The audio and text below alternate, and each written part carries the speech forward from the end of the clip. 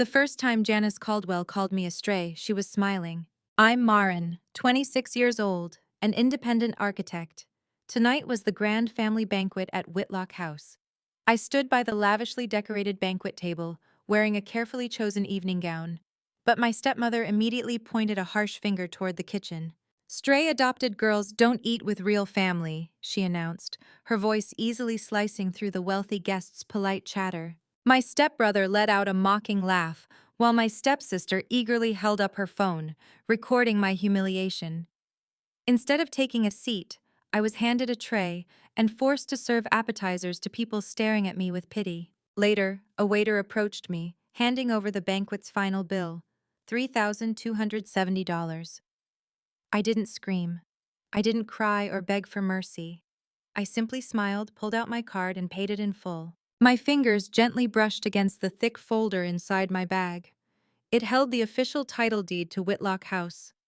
My stepmother was busy showing off the luxurious mansion to her friends, completely unaware that the house no longer belonged to her. Before we get into my story, tell me what time you're watching this and what city you're in, so I know how far my story has traveled. If you've ever been treated like an outsider by your own family, be sure to hit like and subscribe. To understand why I stayed quiet that night, you need to know what Whitlock House was. It wasn't just a wealthy piece of real estate. It was an imposing, century-old mansion perched on the rugged cliffs of Newport, overlooking the dark waters of the Atlantic. Everything about the sprawling property screamed old money and legacy, right down to the towering wrought iron gates at the main entrance. Woven into the cold black metal was the name Whitlock. My biological parents were Daniel and Caroline Whitlock. They passed away in a tragic accident when I was barely old enough to form memories of their faces. Following their sudden death, I became an orphan, until Janice and Russell Caldwell officially adopted me. For a long time during my early childhood, I genuinely believed they were my absolute saviors. I thought they had rescued me from the foster care system, giving me a secure home out of pure kindness. The harsh reality of my place in their family became apparent very quickly. The Caldwells already had two biological children, Dean and Kelsey, who were treated like absolute royalty. They occupied massive sunlit suites on the upper floors, complete with private balconies. Meanwhile, I was quietly tucked away in a cramped, windowless room on the ground floor, located directly next to the loud laundry machines. It was a miserable space formerly used for staff quarters. Janice never raised a hand to strike me. She didn't have to. Her weapon of choice was absolute exclusion. She made sure I understood my exact place at the bottom of the hierarchy without leaving a single bruise. When professional photographers came for the annual family portraits, I was conveniently given chores in the garden. Consequently, my face never appeared on the grand staircase wall. My name was permanently absent from their luxurious Christmas cards.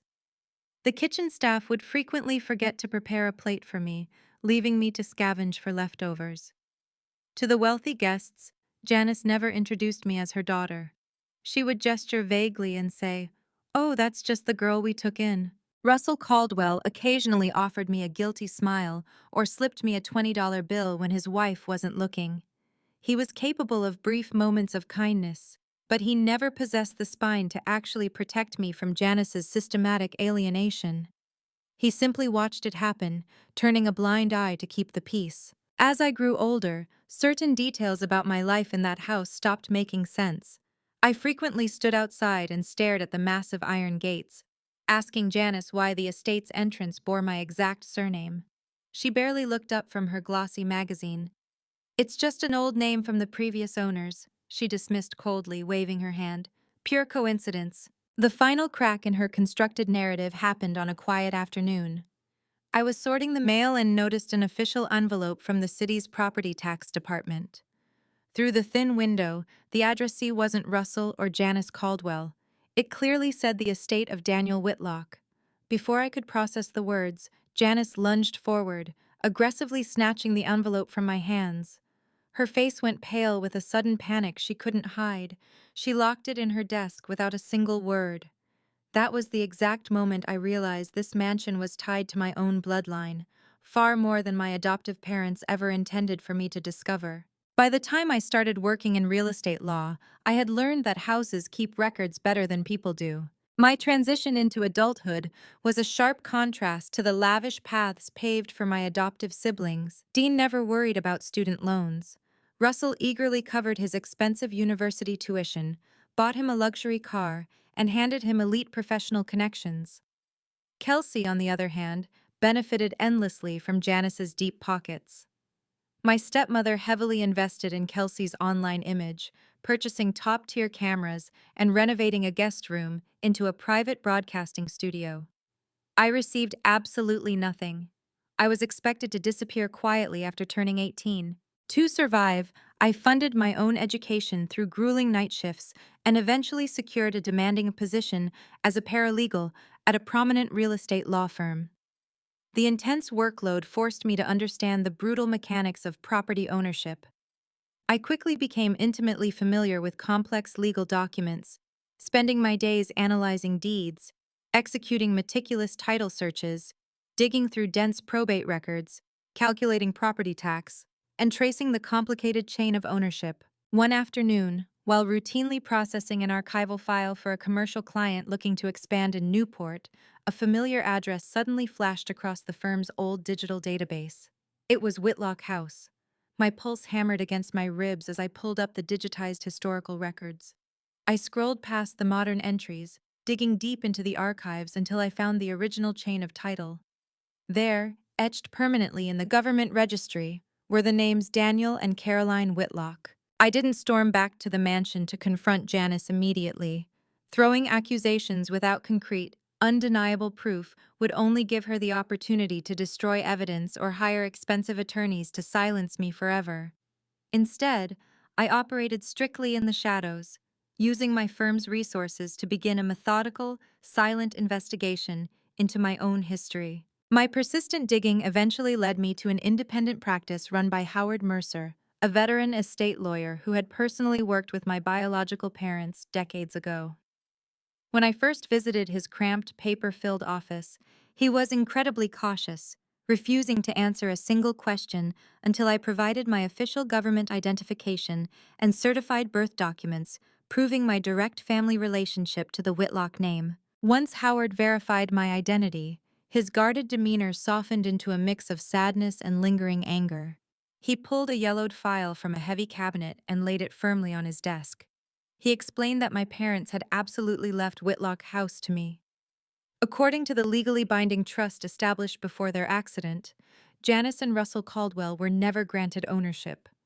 They were strictly appointed as temporary trustees and property managers meant to maintain the estate until I reached adulthood. The air in the office grew incredibly thin as the horrifying reality settled into my bones. I hadn't just been emotionally abused and treated like an unwanted outsider my entire life. I had been deliberately robbed. The Caldwells had hijacked my inheritance, living like royalty inside the walls that rightfully belonged to me. Howard gently closed the file, warning me that the Caldwells had likely manipulated the local system to obscure the trust over the years. He stressed the absolute necessity of officially confirming the exact legal loopholes they exploited through the county records. To accomplish this dangerous task, he immediately introduced me to a ruthless independent investigator named Vernon Pike. The invitation arrived in a cream envelope thick enough to feel expensive. It was delivered to my small apartment by a private courier, bearing the unmistakable aesthetic of my stepmother's extravagant taste.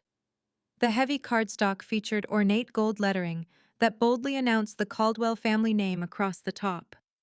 Unsurprisingly, there was absolutely no mention of the word Whitlock anywhere on the elegant paper. According to the flowing script, the grand family banquet was being hosted to formally celebrate Dean's recent engagement to his wealthy fiancée. However, a smaller line at the bottom caught my immediate attention.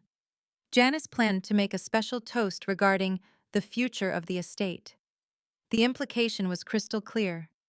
My stepmother was preparing to publicly hand over the keys to Whitlock House to her golden son as a lavish wedding gift.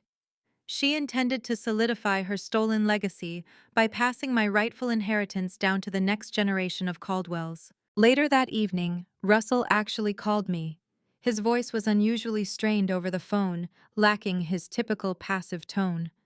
He cleared his throat nervously before speaking. Janice is under a lot of stress planning this event, he muttered. You should come, but only if you know how to behave appropriately.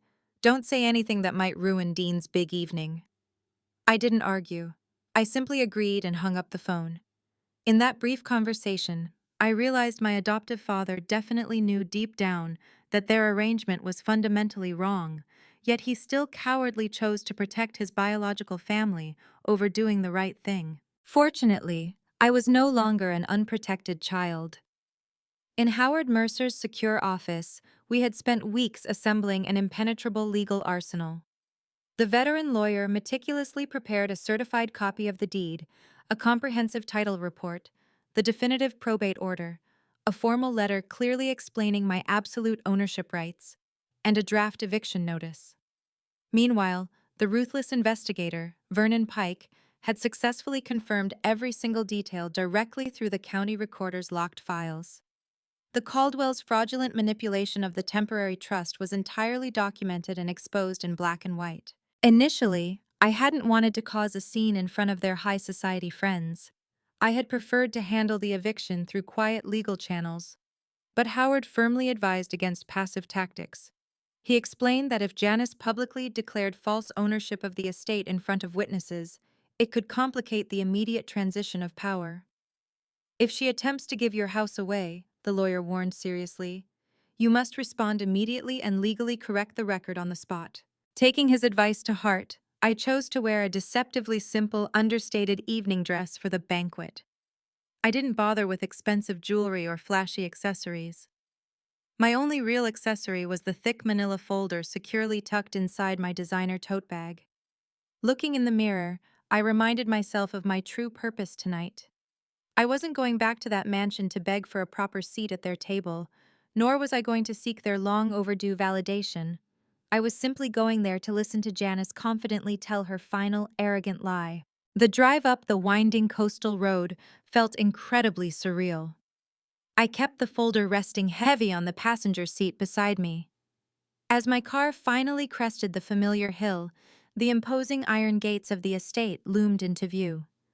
Beyond them, the massive ballroom windows of Whitlock House shone brightly against the dark night sky, ready for my arrival. That evening, Whitlock House looked exactly the way Janice wanted strangers to see it. The sweeping Newport mansion had been transformed into a breathtaking display of unimaginable wealth. Inside the massive ballroom, impossibly long mahogany tables were draped in fine silk and completely covered in towering arrangements of imported white flowers. Crystal glasses clinked continuously as sharply dressed waiters circulated with expensive vintage champagne. The elite guests, wearing custom evening gowns and tailored dark suits, mingled effortlessly, while the dark rolling waves of the ocean provided a stunning, dramatic backdrop through the floor-to-ceiling windows. Janice was busy playing the role of the perfect, gracious host, floating between groups with practiced elegance. Meanwhile, Kelsey was actively pacing around the room, holding her phone high to live stream the opulent event to her followers. She kept enthusiastically narrating short, highly edited clips about the enduring Caldwell family legacy. On the other side of the room, Dean stood with a glass in hand, loudly boasting to a group of wealthy investors. I could hear him confidently bragging that immediately after his upcoming wedding, he was fully preparing to take over the house and modernize the classic architecture. When I finally stepped into the brilliant light of the ballroom, the lively atmosphere didn't falter, but the Caldwell family certainly noticed. Janice briefly locked eyes with me, her expression instantly freezing into a tight, unwelcoming mask before she quickly looked away. Kelsey immediately pivoted her body, deliberately angling her phone's camera to ensure I was completely excluded from her live broadcast. Eventually, Janice gathered the primary guests near the grand staircase for formal introductions. She proudly presented Dean as our bright future, gesturing to him and his fiancée. She affectionately called Kelsey our creative heart, praising her expanding digital influence. Finally, she placed a hand on Russell's shoulder, loudly declaring him the man who kept this family strong. However, as the polite applause faded, an older, clearly confused guest noticed me standing quietly near the edge of the gathering. He politely asked who I was and how I fit into the family dynamic. Janice's fake smile never wavered. "Oh, Marin grew up with us," she dismissed casually, waving her manicured hand in the air. "She's just the girl we took in after a terrible family tragedy." The older gentleman frowned slightly, looking around the crowded space. He innocently asked why there wasn't a designated chair for me at the main tables. Janice chuckled, a cold, sharp sound that cut through the surrounding chatter. "Stray adopted girls don't eat with real family," she announced smoothly, turning her attention back to me. "Marin, why don't you head into the kitchen and help the staff serve the appetizers?" Dean let out a loud, mocking laugh that echoed in the high-ceilinged room. "Yeah, Marin always knew how to carry plates better than anyone else," he chimed in cruelly. I didn't react. I simply nodded, keeping my posture perfectly straight, drawing immense comfort from the heavy folder resting securely inside my bag. I walked away from the glittering crowd, heading toward the quiet, dimly lit hallway connecting the main ballroom to the kitchen. Before I could push through the swinging doors, I paused. Dean and Kelsey had stepped into the adjacent alcove, their hushed voices drifting toward me. "Once Dean officially takes the house next month," Kelsey whispered excitedly, "she won't have a single reason to ever show her face here again."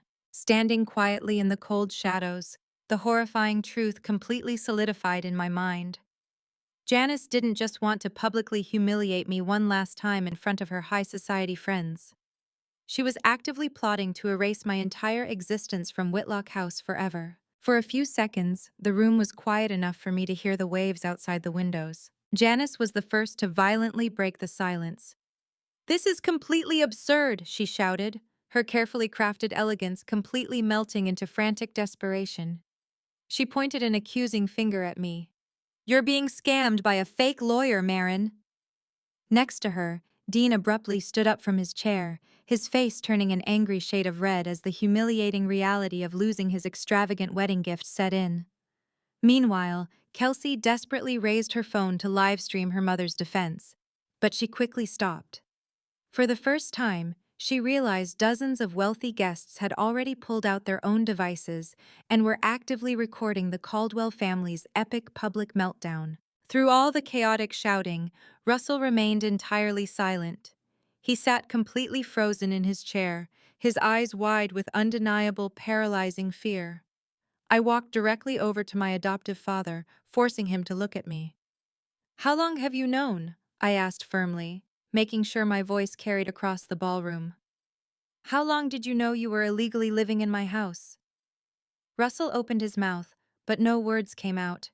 His cowardly silence was the only answer I needed. Sensing Janice's continued resistance, Howard calmly opened his leather briefcase to deliver the final blow. He extracted a series of highlighted documents, holding them up for the surrounding crowd to see. "We have the certified letter sent to this exact address the day Marin turned 18, instructing the transfer of the estate," Howard announced loudly. "We also have the official postal confirmation proving Janice Caldwell personally signed for it, actively hiding it from the rightful owner. Furthermore, we recovered written email correspondence between Mrs. Caldwell and her former accountant, explicitly discussing how to quietly cover up Marin's legal ownership. To cement the undeniable truth, I pulled out my phone and played a short, recovered voicemail from that same accountant's archived files. Janice's sharp, unmistakable voice echoed thinly from the small speaker. "I don't care what the original trust says. I am not letting that stray girl take my house." The damning audio was the final straw. Sitting next to Dean, his beautiful fiancée, Natalie, stood up slowly. Her face was pale with pure embarrassment. Realizing her entire lavish wedding gift was nothing but a massive, humiliating lie, she didn't bother making a dramatic scene. She simply slipped the heavy engagement ring off her finger, placed it quietly on the table, and walked out of the ballroom without looking back. "Effective immediately," Howard continued, projecting his voice over the murmuring crowd. "Janice and Russell Caldwell will receive a formal notice to vacate the premises. If the property is not vacated peacefully within the legal time frame, we will aggressively file a civil claim demanding years of unpaid occupation fees, total legal costs, and extensive financial damages for your deliberate fraud." I turned back to Janice, who was now visibly trembling. No one is being physically dragged out of the house tonight, I told her with cold composure. But from this exact second forward, all communication goes directly through my lawyers. You no longer have the right to ever call this the Caldwell house. Tears finally spilled down Janice's cheeks. She tried to grab my arm, playing the ultimate victim. Marin, please, she sobbed desperately. We put clothes on your back. We fed you. We raised you when you had absolutely nothing. I stepped back, completely unaffected by her manipulative performance. Raising a child doesn't give you the right to steal their house, I replied flatly. The show was officially over. Disgusted and thoroughly entertained, the elite guests immediately began gathering their coats and silently exiting the grand estate through the front doors. I turned and walked out alongside them, leaving Janice completely alone, standing in the middle of the massive ballroom she had just permanently lost control of. The legal part took longer than the dinner, and it was a lot less dramatic. Janice stubbornly refused to leave the sprawling estate immediately after the disastrous banquet. In response, Howard officially filed the civil claim and the formal eviction notice, following standard Rhode Island legal procedures to the exact letter. The Caldwells desperately tried to tell anyone in their social circle who would listen that I had forged the documents or been brainwashed by my attorney. However, the certified county records swiftly crushed their pathetic lies. A strict court order eventually mandated a settlement, legally forcing Janice and Russell to completely vacate Whitlock House within 30 days. I didn't show up to gloat or cause a physical altercation on their moving day. I simply waited until the legal deadline officially expired, and then I hired a team of professionals to change every single lock on the property. The social and professional fallout was absolute and devastating. Janice was permanently removed from her prestigious seat on the local charity board, and her once elite interior design business rapidly lost its wealthiest corporate clients. Society quietly shunned her as a greedy woman who maliciously exploited an orphaned child. Russell humbly moved into a small, remarkably plain rented apartment across town. He attempted to send me a lengthy, handwritten apology letter, but I instructed Howard to return it completely unopened. My former adoptive siblings didn't fare any better in the aftermath. Dean not only lost his extravagant wedding gift, but his engagement shattered completely when the truth emerged. His corporate mortgage firm promptly fired him to avoid being associated with a massive property trust scandal. Kelsey lost all of her lucrative brand deals overnight. Her old, arrogant videos bragging about the fake Caldwell family legacy became the subject of brutal internet mockery, forcing her to abandon her influencer dreams and find a regular minimum wage job to financially support herself. A local journalist named April Lawson eventually wrote an objective, factual article about the lawsuit based entirely on public court records. It wasn't a sensational smear piece, it was just the undeniable truth. Finally, I officially reclaimed Whitlock House.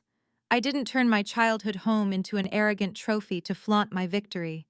Instead, I converted the sprawling ground floor into a funded support program, providing essential housing, legal resources, and career guidance for young adults who were actively transitioning out of the difficult foster care system. I didn't choose the traditional, heartwarming path of emotional forgiveness just to make the story sound pretty for the public. I chose safety.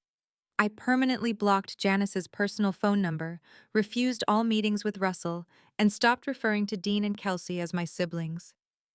Any necessary lingering communication goes exclusively through Howard's firm. This entire ordeal taught me a vital lesson about true survival and self-worth. A family should never use the basic concept of childhood gratitude as a toxic weapon to control your entire life. Setting firm boundaries is not an act of cruelty. It is an act of profound self-respect. Sometimes, the healthiest thing you can possibly do is permanently close the door on the people who repeatedly hurt you and lock it behind them. Thank you so much for listening to my story all the way to the very end. If you have ever been treated like an unwanted outsider within your own family, please feel free to share your honest thoughts and personal experiences in the comments section below. I will be reading them.